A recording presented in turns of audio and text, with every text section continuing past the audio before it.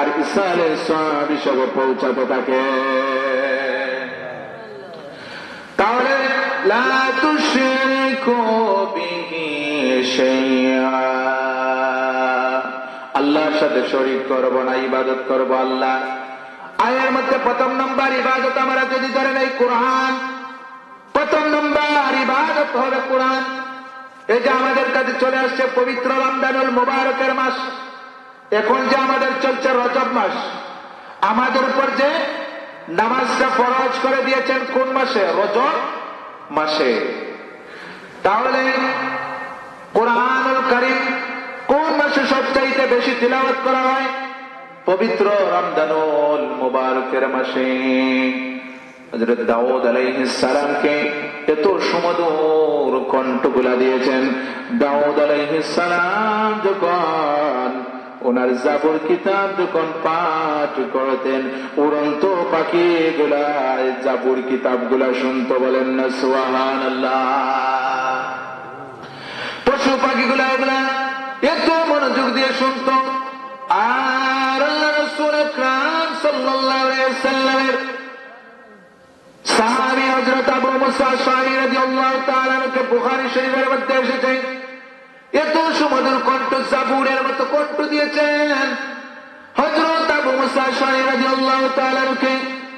আবু মুসা আশআরী রাদিয়াল্লাহু তাআলা যখন কোরআনুল কারীমের তিলাওয়াত যখন করা হয়, আবু মুসা আশআরী রাদিয়াল্লাহু তাআলা এজন্য আল্লাহ পাক বলেন কোরআনুল কারীম যখন তিলাওয়াত করা হয় তখন তোমরা কোরআনুল কারীমকে তারতিল সহকারে কোরআনুল কারীম তিলাওয়াত করবে। যদি তোমরা ওয়ারাতিল কোরআন তারতিলা, যদি তোমরা কোরআনুল কারীম তারতিল সহকারে তিলাওয়াত করো না, তাহলে কোরআনুল কারীম তোমাদেরকে অভিশাপ দিবে। এজন্য নামাজ পড়তে হলে আমাদের কোরআনুল কারীমের প্রয়োজন আছে না? তাহলে কোরআনুল কারীম পড়লে শুধু হবে না, কোরআনুল কারীম পড়তে হবে, তার তিন সহকারে পড়তে হবে। আবু মুসা আশআরী রাদিয়াল্লাহু তাআলা কে দাউদ আলাইহিস সালামের মতো আল্লাহ পাক এত সুমধুর কণ্ঠ দান করেছেন। আল্লাহ রাসূল আকরাম সাল্লাল্লাহু আলাইহি ওয়াসাল্লাম যার কণ্ঠ সুমধুর কণ্ঠগুলো এত মনোযোগ সহকারে শুনতেন, তিনি কি কোনো সাধারণ কোনো মানুষ হবেননি? রাসূল আকরাম সাল্লাল্লাহু আলাইহি ওয়াসাল্লাম হযরত আবু মুসা আশআরী রাদিয়াল্লাহু তাআলা যখন পবিত্র কোরআনুল কারীম এমন সুন্দরভাবে তিলাওয়াত করতে লাগলেন, তার তিল সহকারে কোরআনুল কারীম তিলাওয়াত করতে লাগলেন, আবু মুসা আশআরী রাদিয়াল্লাহু তাআলা জানেন নাই যে রাসূল আকরাম সাল্লাল্লাহু আলাইহি ওয়াসাল্লাম আবু মুসা আশআরীর তিলাওয়াত যে রাসূল আকরাম সাল্লাল্লাহু আলাইহি ওয়াসাল্লাম শুনছেন। মানে আল্লাহ রাসূল আকরাম সাল্লাল্লাহু আলাইহি ওয়াসাল্লাম রাতের বেলা কোরআনুল কারীম শুনলেন, সকালবেলা আবু মুসা আশআরী রাদিয়াল্লাহু তাআলা কে বললেন যে আবু মুসা আশআরী, তুমি যে রাতের বেলা দাউদের মতো এত সুন্দর উড়ন্ত পাখিগুলা যেভাবে তার বাসার মধ্যে নিদ্রায় যেত রে, তার চাইতে এত সুন্দর সুমধুর কণ্ঠে তুমি তিলাওয়াত করেছিলে রে আবু মুসা আশআরী। তুমি যদি তুমি রাতের বেলায় যদি সারা রাত পরে যদি তুমি পবিত্র কোরআনুল কারীম যদি আরো তিলাওয়াত করতে রে আবু মুসা আশআরী, তাহলে আমি দু জাহানের নবী সরওয়ারে কায়নাত মুহাম্মদুর রাসূলুল্লাহ তাজদারে মদিনা খাতামুল মুরসালিন সাইয়্যিদুল মুরসালিন আমি মুহাম্মদুর রাসূলুল্লাহ সাল্লাল্লাহু আলাইহি ওয়াসাল্লাম আমি সারা রাত তোমার কোরআনুল কারীম শুনতাম। আবু মুসা আশআরী রাদিয়াল্লাহু তাআলা বললেন, ইয়া রাসূলুল্লাহ, ইয়া হাবিবাল্লাহ, আমি তো জানি না যে আপনি আমার কোরআনুল কারীম গুলো এত সুমধুর কণ্ঠে আপনি যে শুনছেন। আমিও যদি জানতাম তাহলে আবু মুসা আশআরী রাদিয়াল্লাহু তাআলা বলেন, লাব্বাইক ইয়া রাসূলুল্লাহ, আমিও আপনাকে শোনা থেকে কখনো বিরত রাখতাম না, জুদা রাখতাম না, আমার বিরত রাখতাম না। আমি আবু মুসা আশআরী সারা রাত পবিত্র কোরআনুল কারীম তিলাওয়াত করে আপনার শোনাতাম। সুবহানাল্লাহ। তাহলে ইবাদত হবে কার?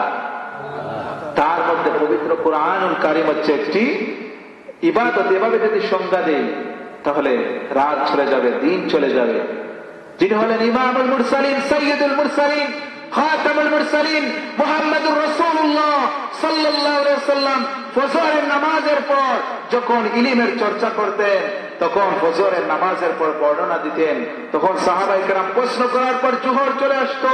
জোহরের পর সাহাবায়ে কেরাম বসে থাকতেন। জোহরের পর মুসনাদ আহমদ কিতাবের মধ্যে এসেছে, জোহরের নামাজ শেষ আসর পর্যন্ত সাহাবায়ে কেরাম ধৈর্য সহকারে বসতে আল্লাহ রাসূল আকরাম সাল্লাল্লাহু আলাইহি সাল্লামের কাছ থেকে বসে বসে এগুলা মাসলা মাসাইল দোয়া এগুলা শিক্ষা নিতেন। এরপর আসর হলো, মাগরিব হলো, এশা হলো, ফজর আবার চলে আসলো, সাহাবায়ে কেরাম এরপর বসে থাকতেন। বলেন সুবহানাল্লাহ। তাহলে আল্লাহ রাসূল আকরাম সাল্লাল্লাহু আলাইহি সাল্লাম একটা হলো ইলমের মজলিস, অপরটা হলো দোয়ার মজলিস। এখন দুটো অপশন, একটা হলো ইলমের মজলিস, অপরটা হলো দোয়ার মজলিস।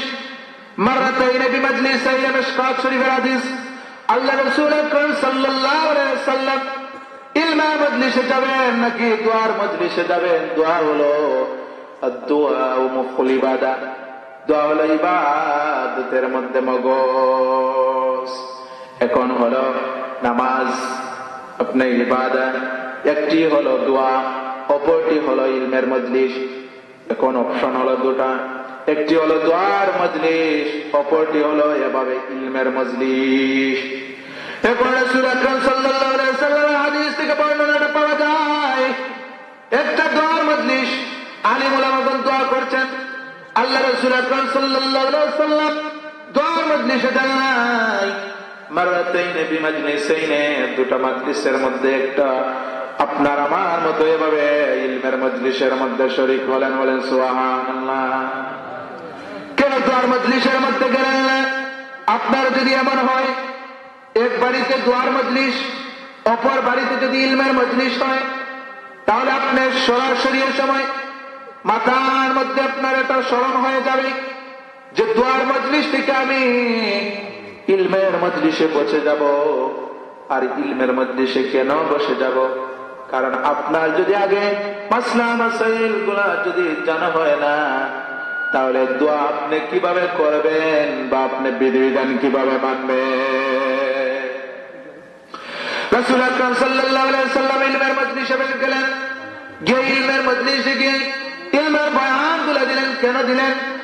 কারণ যে ব্যক্তি ইলম অনুযায়ী আমল করে নাই, যে ব্যক্তি ইলম অনুযায়ী এগুলা পালন করে নাই, তাহলে যতই দোয়া করে না কেন, কোন সময় আপনি দোয়া করবেন, কোন সময় আপনি নামাজ পড়বেন, এগুলা যদি আপনি জানেন না, আর আহকাম আহকাম যদি আপনি জানেন না, তাহলে আপনি ইলমের মজলিসে যদি বসেন না, এই যে এভাবে আজকের আলোচনা থেকে যদি আপনি এগুলার উপর আমল করেন না, আপনি যতই নামাজ পড়েন, যতই সেজদা করেন, সব সেজদা আল্লাহর দরবারে গ্রহণযোগ্য হবে না। কারণ হলো আপনি আগে এগুলার উপর আল্লাহর কোরআন কারীম মোতাবেক এগুলার উপর আমল করতে হবে, ফরজ বিধান গুলাকে জানতে হবে। এরপর আপনি আমল গুলো যথারীতি ভাবে আপনি ছোট্ট আমল হোক, এগুলার উপর আপনি সদা সর্বদা এগুলার উপর আপনি আমল করবে। এরপর তাহলে প্রথম নম্বর হলো ইবাদত করলে জান্নাতের মধ্যে। সাহাবায়ে কেরাম যে বললেন, ইয়া রাসূলুল্লাহ জান্নাতের মধ্যে কিভাবে প্রবেশ করতে পারি? তাহলে প্রথম নম্বর হলো তা'বুদুল্লাহ লা তুশরিকু বিহি শাইআ, ইবাদত করলে আর আল্লাহর সাথে কাউকে শরীক করা যাবে না। এজন্য আল্লাহ পাক বলেন, ফালা তাজালু লিল্লাহি আনদাদা ওয়া আনতুম তা'লামুন। আমার আল্লাহ রাব্বুল আলামিন বলেন, ফালা তাজালু লিল্লাহ, তোমরা কখনো ফালা তাজালু লিল্লাহ, তোমরা আল্লাহর সাথে কাউকে অংশীদার করবে না, সাব্যস্ত করবে না। তোমরা আল্লাহ রাব্বুল আলামিনের সাথে কাউকে অংশীদার করবে না, সাব্যস্ত করবে না। আর আল্লাহর যদি ইবাদত করতে পারো তাহলে তোমরা জান্নাতের মধ্যে প্রবেশ করবে। আল্লাহ রাসূল আকরাম সাল্লাল্লাহু আলাইহি ওয়াসাল্লাম দ্বিতীয় নম্বর জানিয়ে দেন। আল্লাহ রাসূল আকরাম সাল্লাল্লাহু আলাইহি ওয়াসাল্লাম দ্বিতীয় নম্বর বলেন, ওয়া তুকিমুস সালাতাল মাকতুবা। এরপর দ্বিতীয় নম্বর হলো ওয়া তুকিমুস সালাতাল মাকতুবা। তোমরা ফরজ নামাজ গুলা যথারীতিভাবে আদায় করবে। যে ব্যক্তি ফরজ নামাজ গুলা যথারীতিভাবে আদায় করবে, আল্লাহ রাসূল আকরাম সাল্লাল্লাহু আলাইহি ওয়াসাল্লাম বলেন, ওই ব্যক্তি জান্নাতের মধ্যে প্রবেশ করবে, ওই ব্যক্তি জান্নাতের মধ্যে প্রবেশ করবে। যখন কোন ঈমানদার, যখন কোন মুত্তাকিরা ফরজ নামাজ যখন আদায় করার জন্য যখন ওযুটা করে, ওযুটা করার পর এরপর যখন আমরা ওযুর অবশিষ্ট পানিগুলা যখন নিয়ে আমরা মুখের মধ্যে দিয়ে আকাশের দিকে তাকিয়ে শাহাদত বাক্যগুলা যখন বলে, তখন আল্লাহ রাসূল আকরাম সাল্লাল্লাহু আলাইহি ওয়াসাল্লাম বলেন তার জন্য, আল্লাহ রাসূল আকরাম সাল্লাল্লাহু আলাইহি ওয়াসাল্লাম বলেন তার জন্য 8টি দরজাগুলা খোলা হয়। বলেন সুবহানাল্লাহ। এখন আমরা দৈনন্দিন জীবনের মধ্যে কয়বার আমরা ওযু করি? 5 বার 5 ওয়াক্ত নামাজের মধ্যে কয়বার ওযু করি? 5 বার। 5 ওয়াক্ত নামাজ আদায় করতে হলে 5 বার ওযু করিস। খামসুস সালাওয়াতি ইফতারাদুহুন্না, বুখারী শরীফের হাদিস। আল্লাহ রাসূল আকরাম সাল্লাল্লাহু আলাইহি ওয়াসাল্লাম সাহাবায়ে কেরামদেরকে বলতেন, তোমরা যদি একটা নদীর মধ্যে, নাহারের মধ্যে, সমুদ্রের মধ্যে কেউ যদি 5 বার গোসল করে, আমরা শীতের বেলা কয়বার গোসল করি? শীতের বেলা 7টা গায়ে গোসলের কোনো খবর নাই।